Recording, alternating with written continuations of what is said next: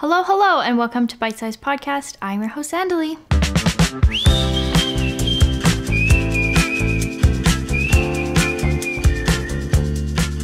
Bitesized Podcast is a holistic nutrition podcast for pregnancy, postpartum, and baby starting solids, with some sprinkles of special guests to further educate you on all of the options available to support you on this journey. I wanted to let everyone know that April is Cesarean Awareness Month. So in this episode, we're going to discuss what you might experience after cesarean, nutritional and other supports to aid in recovery, as well as some natural remedies for the incision site, as well as a cesarean birth story. Cesarean Awareness Month is actually an event organized by the International Cesarean Awareness Network. ICAN is a non-profit organization whose mission is to improve maternal child health by reducing preventable cesareans through education, supporting cesarean recovery, and advocating for vaginal birth after cesarean, also known as VBAC. So I want to start today's episode by saying that cesareans save lives. There are absolutely cases where surgical births are necessary to save mothers, babies, or both. However, there is a broad agreement that cesarean births are at an all-time high in some countries, at rates which are not warranted by concern for fetal or maternal health. The World Health Organization considers the ideal rate for cesareans between 10 and 15%, but the United States is currently up to 38%, depending on the state. Canada is sitting at 28%. The global rate is sitting at 21%. It's also been shown that when cesareans are at 10% or lower across the population, the number of maternal and newborn deaths decrease. But when rates of cesareans rise above 10%, there is no evidence that mortality rates improve. Now, this is just some general information to know about cesareans, and I'm so happy to talk more about this in the future. What I want anyone to know is that I truly do believe, as a mother, you are a freaking superhero. No matter how you delivered, bringing a human into this world is the most badass thing you can ever do. Like, what an incredible feat. Now, on that note, I want to talk a little bit about what it might look like after a cesarean birth, what to expect, and how to support your recovery. So if you end up having a cesarean, here are some things you might experience in the first couple of days after. You might be groggy and nauseous. Keep in mind, when you have a cesarean, it's surgery. So that means you might have been given antibiotics, pain medication, fluids, and obviously also a surgery was performed. So recovery is not immediate, and sometimes these medications they give you can have side effects. You can also find yourself itchy all over. If you were given an epidural or narcotics of any kind, it can cause itchiness. You might also find breastfeeding a challenge due to the pain from the incision. At the incision site, it's also very normal to experience numbness or soreness. Again, you did just have surgery, so this is totally normal, but it can be uncomfortable and just something to note. Depending on your labor or birth experience, you might also still have lochia, which is postpartum bleeding for up to 6 weeks. And finally, you might still have gas pain, bloating, or swelling. I've mentioned before that I had major surgery, and I can attest to side effects of various narcotics and pain medications, and this certainly can cause some of these side effects on the body. To aid in recovery, there are some special considerations to help support the mother.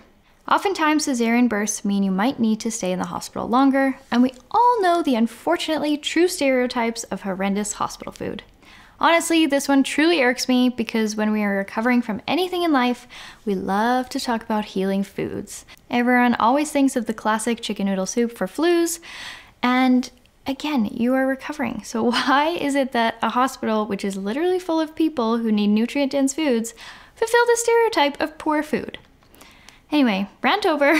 All that to say that if you know you have a planned cesarean, I would recommend that you have some friends or family lined up who are willing to bring you nutrient-dense meals and snacks to help you get by in the hospital. If you're not sure what this might entail, I highly recommend listening to my episode on postpartum nourishment, which is episode 23. You can also send that to friends and families to listen to beforehand to get ideas and maybe have some meal ideas and suggestions for them prior. Now, obviously, if your cesarean is unplanned, this would be harder to organize beforehand. So I hope that you have some beloved friends or family that you can reach out to who would be willing to whip up something to bring to you. And like you'll hear in the upcoming birth story, sometimes even planned cesareans happen at a different date than expected. Like I mentioned before, women who have cesareans can experience some breastfeeding challenges due to the incision pain. It has been reported that those who have cesarean births are more likely to end breastfeeding earlier than intended as well. So if you find yourself struggling and this is something that you would like to do, I would recommend having a lactation consultant. I think it's important for anyone who is nearing birth to consider having a list of contacts that they feel confident to reach out to should they need to. It's kind of like that list of contacts you give the babysitter that you hope they never need to use, but it's good to have if they need it. So if you're wanting to breastfeed, I think anyone should have a lactation consultant. Aside from seeking support from a lactation consultant, some of the tips I have for you for breastfeeding are these. Lay in a side position to feed baby, kind of like holding the baby like a football. This will help avoid pressure on the incision. As with meals, I would encourage you to reach out to friends and family in those beginning weeks as well to help with daily tasks, other older siblings, or pets. This applies to every mother postpartum no matter what. I would recommend listening to my episode on how to be a good guest. Send that to anyone who you think might be available to you in those early days. That's episode 20. I would also recommend reaching out to a pelvic floor physiotherapist who specializes in cesarean scar mobilization. And again, depending on your birth, I would recommend anyone see a pelvic floor physiotherapist. And if you want to listen to more on pelvic floor physiotherapy, you can check out episode 18. Finally, I have some nutritional suggestions to help recovery from cesareans as well. Firstly, it's standard that they administer antibiotics, so I encourage you to include a lot of high probiotic foods and even a supplement. Sauerkraut, kimchi, kefir, yogurt are all probiotic-rich foods. We'll be getting more into postpartum nutrients in the future, but this I can tell you for now. Get those probiotics in, especially if you had a cesarean or were administered antibiotics at all. I would also recommend some extra liquids. We talked a bit about postpartum hydration, so again, I would encourage you to listen to that episode, but especially for cesareans. Not only does it help reduce edema commonly associated with cesareans, it will also help with flushing the anesthesia and the medications from the body. Cesareans also come with the risk of constipation from the medications, so additional liquids are going to help this. And of course, encourage milk supply. A study showed that there is a lag in the profile of the daily volume of breast milk transferred to infants delivered by cesareans compared with those born by vaginal delivery. Now for some natural remedies to support healing. Firstly, Dr. Bach Rescue Remedy. This one is especially supporting if unplanned. Now, if you have a naturopath, I'd recommend talking to them about homeopathic arnica. It can promote healing from surgery, and some women report less bruising and require less pain medication. Herbal arnica is not recommended, and I would talk to a naturopath about this. Now, some topical traditional herbs I'd recommend are calendula, St. John's wort, and sea buckthorn. Calendula has shown to have anti-inflammatory and antiviral properties. St. John's wort can facilitate wound healing and minimize the formation of scarring and scar pain. Sea buckthorn has strong antioxidants that promote wound healing, reduces scars, improves skin elasticity, and has a regenerative effect. Once the staples have been removed and the surgeon has approved the use of topical ointments, these can be applied. So there we go, friends, some information on cesarean births and how to aid in recovery. Now, to round out today's episode, I thought it would be good to hear a birth story from someone who delivered via cesarean. So please welcome our guest, Ayla. Not only is she a mom of 2, she's a wonderful makeup artist and also my dear friend of over 9 years now. Welcome, Ayla, to Bitesized. Please tell us a little bit about yourself. Thanks for having me. I am a mom of 2, married last 10 years, almost 10, and I'm a makeup artist. I've done a lot of different things, but right now my full-time gig is driving children to activities in school. Amazing. And we've known each other, I'm pretty sure, like 9 years now. Isn't that crazy? Yeah, you've been with me through all the things. It's so true. You've moved a lot. You've had children. And now you're on a podcast. Today we're going to chat a little bit about your first birth. Tell us a little bit about your pregnancy leading up to birth. It was an interesting pregnancy. I don't know if I felt like I really glowed. It was difficult. I was pretty sick and experienced a lot of fatigue. That was probably the biggest thing. I remember being at work and legitimately falling asleep, taking a nap on my 15-minute break. That was a good intro because she didn't sleep for a long time after she was born. But yeah, so the pregnancy was good. At my first ultrasound, just first when they're like, hey, you're pregnant, the doctor was like, hey, have you ever been told that you have a bicoordinate uterus? Which is, what that is it's like a heart-shaped uterus. So your uterus is like an open cavity that just kind of forms and holds the baby. But if it's a heart shape, the baby kind of has to sit in a certain way. And I was like, no, I've never been told that. I've never had an ultrasound before. Like, some of the things with having a bicoordinate uterus is that infertility is common, trouble with conceiving is common, miscarriages are common, early labor, preterm labor is common. Thankfully, none of those were actually part of my story. In some ways, having a bicoordinate uterus did impact my birth specifically. So we went through the pregnancy and everything was normal and healthy. She grew. It was great. So when I went for my routine ultrasound at about 28 weeks, they had told me that she was breech, which is very common. And like often babies will flip and go head down before birth happens. But because of the shape of my uterus, she really couldn't turn back to go head down. And it was funny, like my pregnancy belly looked very unique. It looked odd, to be honest. You could see exactly where her head was, like up in my chest, and she was kind of like on an angle, like diagonal, but head up. So it was a very like almost square belly. And sometimes it was like a legit shelf because her head was just right there. It was not super comfortable to carry that way, at least in my experience, compared to when I carried a baby that was head down another time. It was very uncomfortable because her feet were kind of on my lower left side and her head was in my ribs up on my right side. And so did you also feel like kind of lopsided? Definitely. I felt very like my belly literally looked sideways. It was very strange. And so I think the idea was that if you think of a heart, they call like the part where the heart dips down in the middle, they call that like a uterine horn. So her head was kind of wedged on one side of the horn, and her feet were kind of at the other side. So often babies try to flip, and they can flip last minute, they can flip in the later parts of pregnancy. It's very normal. And she wanted to, like she was trying, and you could tell because she was moving all the time and like kicking to try and go head down. But she did not have enough room in the way that she was positioned and the way that my uterus was. I tried acupuncture. They had me burn it was like a charcoal stick by my pinky toe, and that would try and help baby flip.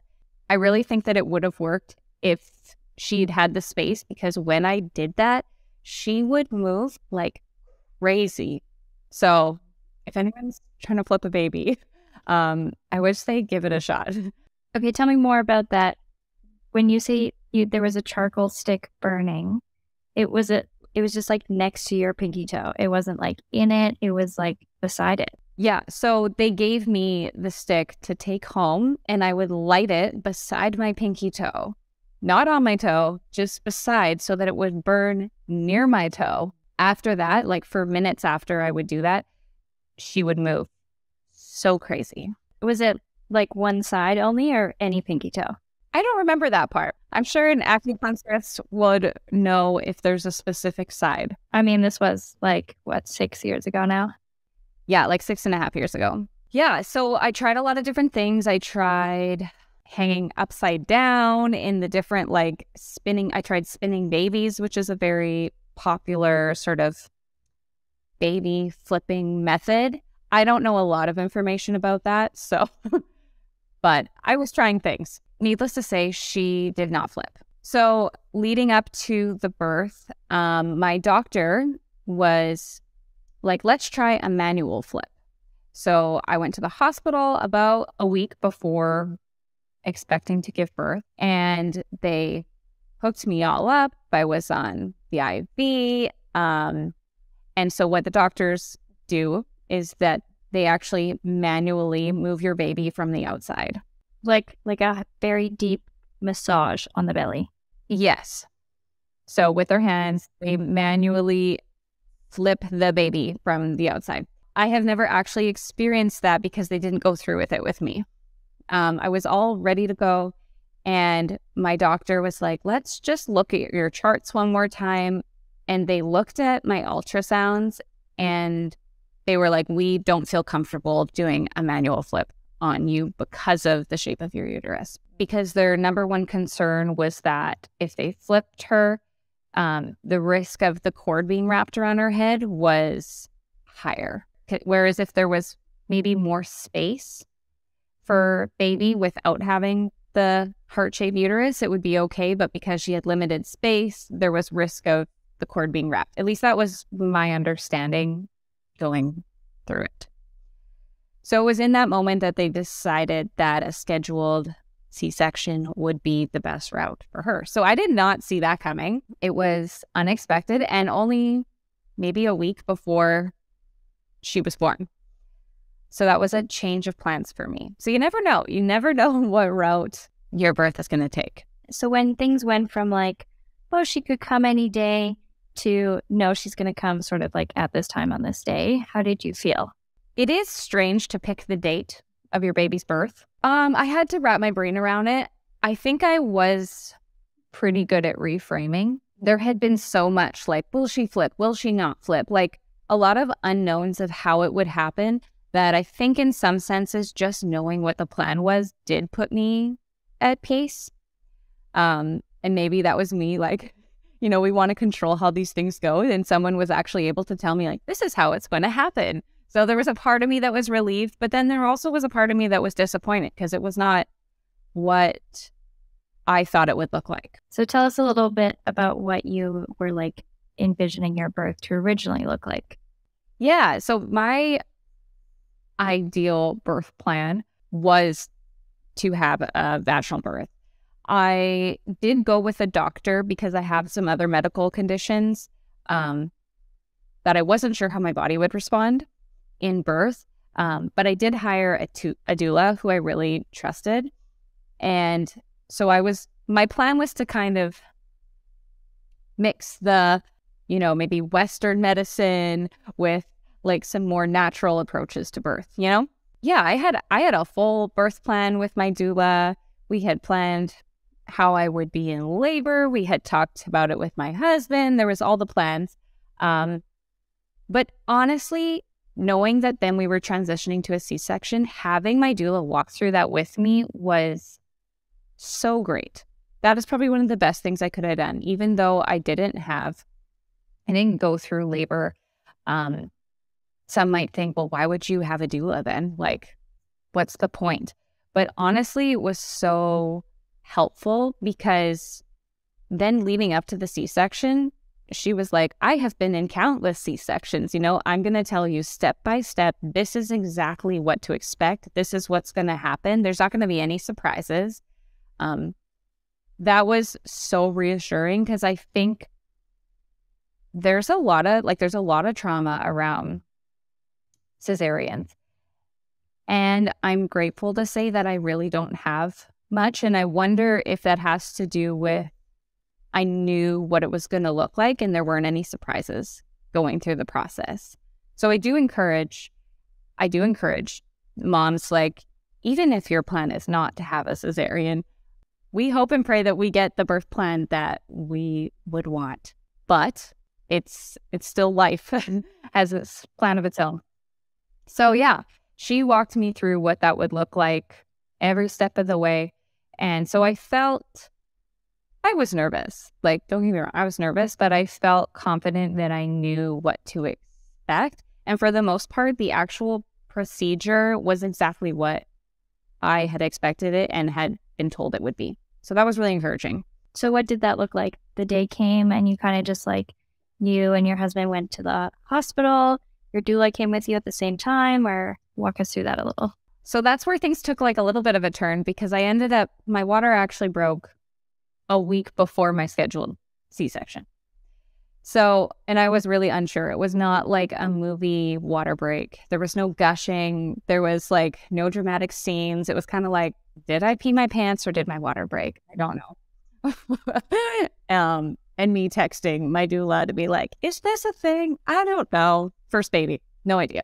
So they're like, just go to the hospital. And I think I had some like cramping, but also that's very typical leading up to birth. Doesn't mean you're in active labor. So I went to the hospital, they sampled, and they were like, yep, your water set broke. And so I walked into the hospital and they were like, we're going to take her out right away. And they wheeled me right into a room to wait for her. So I did pack some stuff. I kind of like was thinking, which this is another reason why it's great to have a doula, because she was like, pack your stuff, because if your water did break, like they're gonna take her out right away. They're not letting you go back home and pick up your bag or grab a coffee. No. And honestly, in some ways, it happened not on the day it was supposed to happen, because I think in some ways it felt a little more organic. And that kind of helped me sort of come to terms with it, because it was a bit more organic and it happened, you know, in quotes, naturally. You know, she came at the time that she wanted to come, you know? Mm-hmm. Baby still kind of got to pick. Yeah, and I got to still experience some of those things. I did, like, now I know, oh, I was having early contractions, but I wasn't really sure, but I was. And my water broke. I got to kind of experience that a bit. And so, yeah, they wheeled me, I think I walked, but into the room, and we just waited. And within an hour, I was in surgery and she was born. Did Josh get to go with you into the room? What was his mood like? Was it like you're also watching for him to faint and the doula's like, sit down, sit down? He was with me, but they usually do all pre-op without any partner or spouse. So, and that was one of the things my doula told me, like, he's not going to be allowed in the operating room with you until the time of the birth. And so I go in by myself. It's a really bright room. You're all by yourself with all these people you never met, but you're about to get really close with. But they were like, honestly, we're really kind. So yeah, they got me set up. They do your spinal, do your catheter, get you set up for surgery. My doula was not with us at that point because I think she was actually at a birth, but she came directly after because she wasn't actually allowed to come in anyway for surgery. But she was with us via text. She was keeping up with all the things. And so Josh waited outside until I was already prepped, and then they let him in. And that's when they started it all. And that was, the cesarean is a very unique experience. I honestly I'm happy that I've gotten to experience both, because it's very unique and a very different experience of bringing a baby into the world. I had the luxury of being totally awake because it wasn't an emergency C-section. That's honestly really nice. And I hadn't been laboring for, 30 plus hours and exhausted. I actually was able to be present in the experience. And that's something I'm really grateful for, because there are a lot of moms that don't get that. And they've been through so much before they're actually getting to surgery. And I think that's where a lot of the trauma and disappointment comes, is because you work so hard and then ultimately it doesn't happen the way maybe you wanted it to happen. There is some gifts in having a scheduled C-section. Yeah. And so I try and look at those things when I feel disappointed, because it's like there were gifts in it. And so the experience itself of having surgery was pretty wild. I remember my doctor was this like tiny little lady. I can't really remember what she looked like, but I remember she was tiny, and she had to like get on a stool to like get the baby out. And I did have the, like, what is it? I don't even know what it's called. The sheet in between your head and your body. Like, I didn't watch it happen. I know some women have an option for that, or they go that route. They're very brave. I always said if I did it for the second one, I'd maybe do it. Okay. Yeah. Yeah, I would be curious, like, I don't know, I guess everyone is so different. I would be so curious to see, especially if you can't feel anything. Like, I suspect you can feel a little, but it's not like as intense as it would be if you could feel totally. It must feel so like interesting to be able to see it with your eyes and it's happening to you, but you can't like feel it exactly. Right. I think the craziest thing about having a cesarean that surprised me, I wasn't surprised because my doula had told me, but prior to that, is how much you do feel. You don't feel pain, but I remember before they did it, they're like, you're going to feel like we are breaking your ribs or like we are doing CPR on you or like something like that. But they're like, but we're not. I was like, okay, that is literally what it feels like. And I can't really describe it, but it kind of feels like your ribs are going in and out and in and out, but it doesn't hurt, but you do feel a lot. At least that's what mine was like. That's interesting too, because it's like, you know, your ribs are a lot higher than where the incision is. And so to feel even that must, like, the disconnect must be interesting. And also, like, the actual incision that they make is not large at all. Like, it is not large. And so they have to still maneuver that baby out of that spot. So I think I am not a doctor. So from my understanding, like, they are physically maneuvering the baby from the outside, hence doctor on a stool, like using her might to try and push the baby out. It's almost like they're creating contractions for you. I don't know if a doctor would say that, but that's what it kind of like felt like. Because there's baby still going through the process. It's not like they just like slice and grab them out. Like, it is a process to like push baby through, right? That's exactly what I was picturing, is that they like cut right there and the baby's foot is there or the head and they just, but I guess it makes sense. They would kind of also still need to. So they're pressing on like all the sides of your stomach. And that's why it's like you feel a lot, but you don't feel pain. It still is quick. It's not like a full labor. It's very quick. I think going into surgery and her being born was like 15, 20 minutes. I don't know if that's everyone's experience, but it's pretty quick. And then, yeah, they gave us the option of whether I would hold her first or whether my husband would hold her first. And we actually chose my husband, which is a little bit like maybe unconventional, but I'm actually really grateful that we did that because he was sitting right beside me. And because I'm lying on the table, like, I actually had like such a good view of her. I could see her and I could see her face like right there. Whereas I feel like sometimes when the moms are holding the babies themselves on the table, it's so awkward that the baby's right like kind of nuzzled in their neck, which is like so beautiful, but they don't even get to see the baby. You're kind of just like, baby's here, right? Yeah, and to each their own. But it was kind of cool just to like see her right away. And I know that that was like a special moment for Josh, and they got to do skin to skin and they like bonded right away, which was really special. And then the other thing was I got to cut my own cord. Cool. Yeah. I don't know if they always give you the option, but my doula had told me that that was an option. So I vocalized that and I did that. So that I like that. I actually cut the cord with both my babies. And I'm like, I just think it's special because you hear about the dad cutting the cord all the time. But I was like, I want to do my own cord. And then what does C-section look like in terms of like the placenta? That is like blurry for me. I don't know that much information. I'm assuming they take it out at the same time. I think they did. Yeah. But I think that's probably when I was like looking at baby, you know? You're just so in love. You're like, okay, I'm good now. Whatever's happening is happening. Yeah. They're stitching you back up. Did you get to see it? Yeah, I think so. I'm like, I know I saw it with my second. I was like, I don't even remember the first. I think I did. What is that kind of like? Is it cool to see, or are you like, I do not want that? I don't know. I don't know if it was like a very like monumental thing for me. Isn't like, oh, I don't want to see that. No, like I'm like, oh, cool. Like they're like, I grew that. That's neat. Yeah. And then after surgery, they take you to recovery. And that's when they let you nurse, if that's what you choose to do.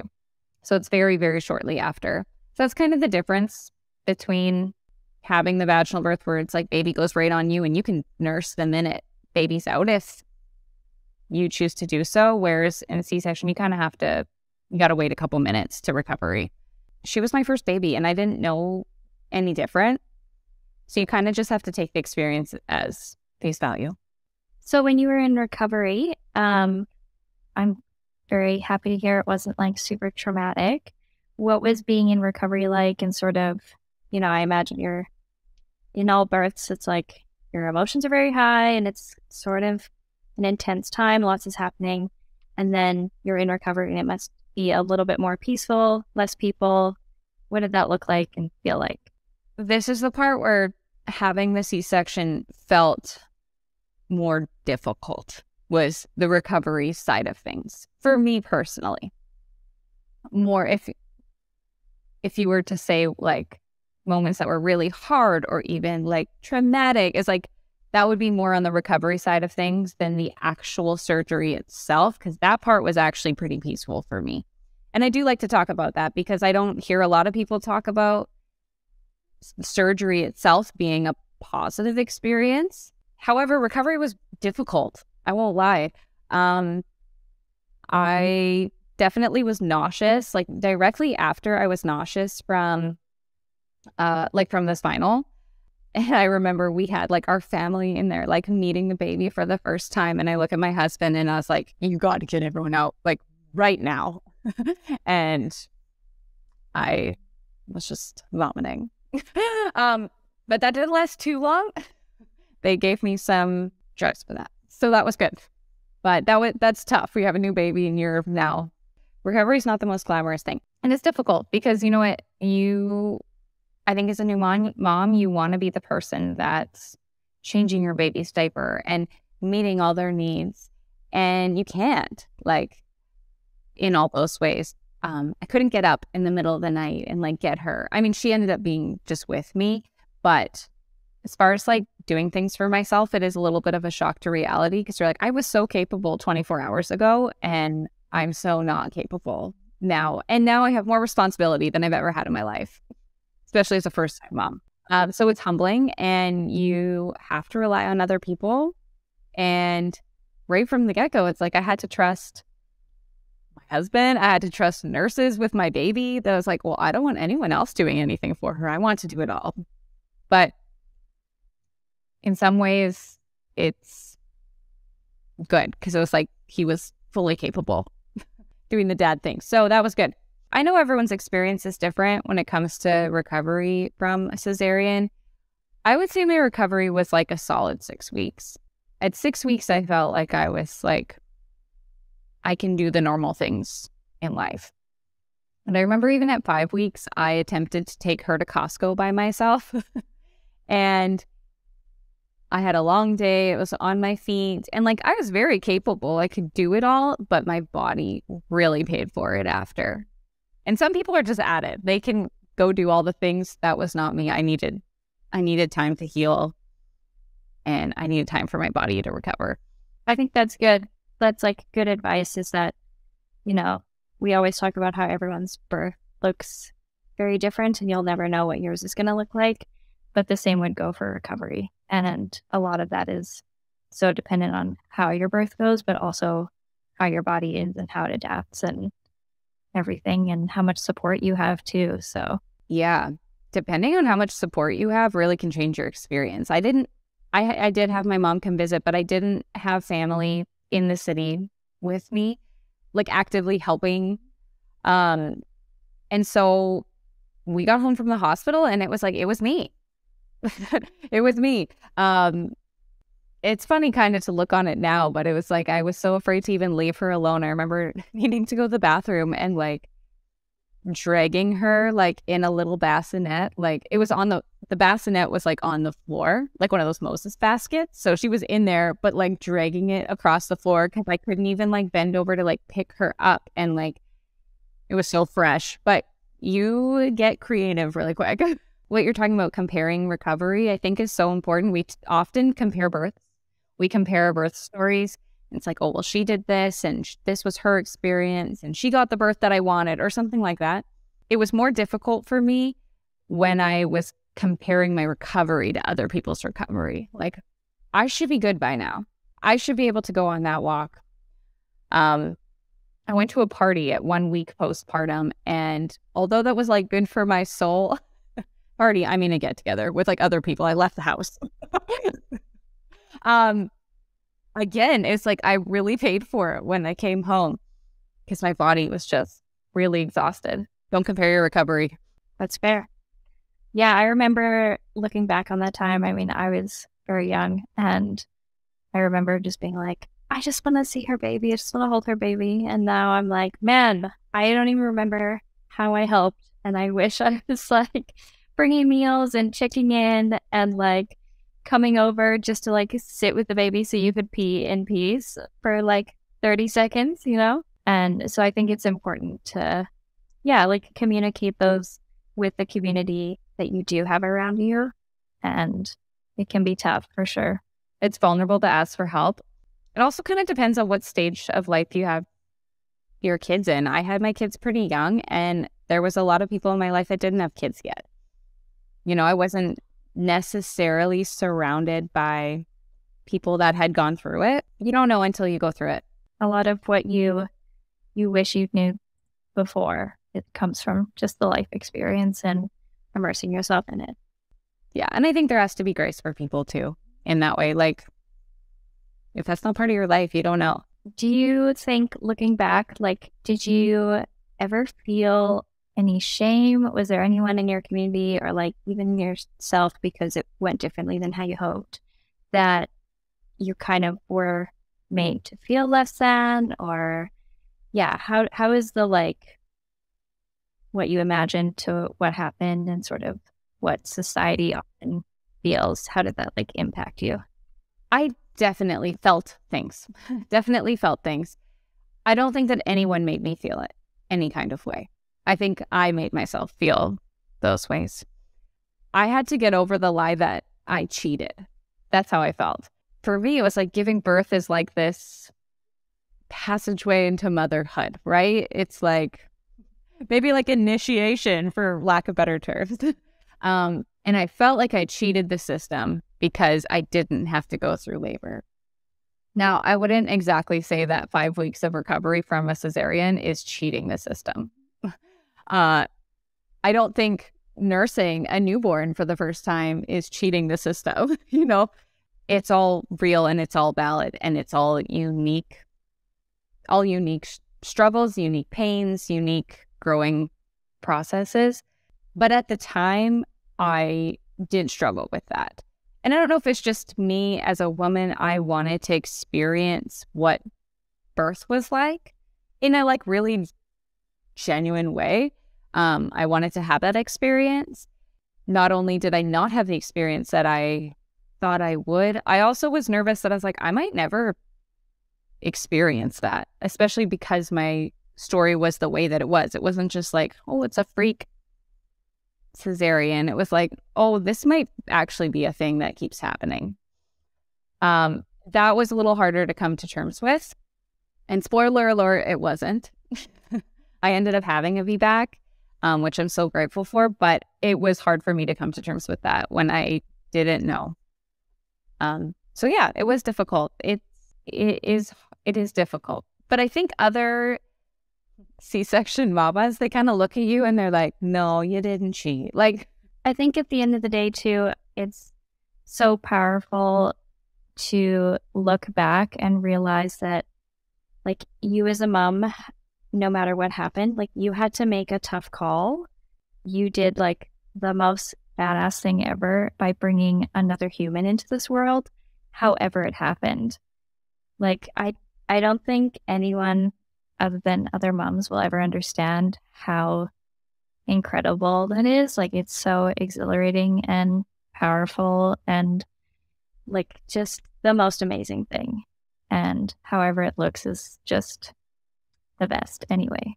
And it's like I have the experience down to compare two very different births. And I'm like, there's different things that are difficult. You can't compare hard or challenging or beautiful, right? One wasn't more beautiful than the other. You know, we often talk about like this was so much harder than that, or recovery so much harder at the C-section than vaginal birth, or labor so much harder with a vaginal birth than a C-section. You know, all these like things that we tell ourselves. But on the flip side, it's like one birth wasn't more beautiful than the other. I think that's a really good spot to wrap up, and we might have to have you on again to talk about your vaginal birth after C-section one of these days. Do you want the people on the internet to find you? My Instagram is Radiance by Ayla, and I do makeup there. Bridal, maternity, new mamas. I love that too. I love glamming up a new mom who just came home from the hospital. And you also do like lessons and stuff and help people pick out products, which I think is always fun because Sephora is like, you know, it's a lot to deal with all of the time. There's so many options. Good. Radiance by Ayla. Go follow her. Get your makeup done. And you're currently Fort McMurray based. Yes. Well, thank you so much, Ayla, for joining us on Bitesized and sharing your birth story. Thanks for having me. Letting me rehash the past. My goal with sharing birth stories is to encourage you to remember that absolutely no birth is the same, and yours will never look like someone else's because there are so many variables. You will have also heard that some of the things I mentioned previously did occur in her story, but the biggest takeaway for me was that it's okay to reach out for help. I know it can be challenging to reach out for help. You heard Ayla say that. She wanted to be the mom to do it all. And while admirable, I want to remind you that there are people in your life who love you, who want to help you, and may not know how. So reach out if you need to. And on that note, before we end our episode, I just want to share that there are some symptoms to look for that you might need to seek medical attention for. If there is warmth, redness, swelling, or oozing at the incision site, worsening pain or sudden onset of pain, a fever, even if the incision looks okay, foul smelling vaginal discharge, pain or burning when peeing, the urge to pee frequently with not a lot coming out, or if your pee is dark or bloody.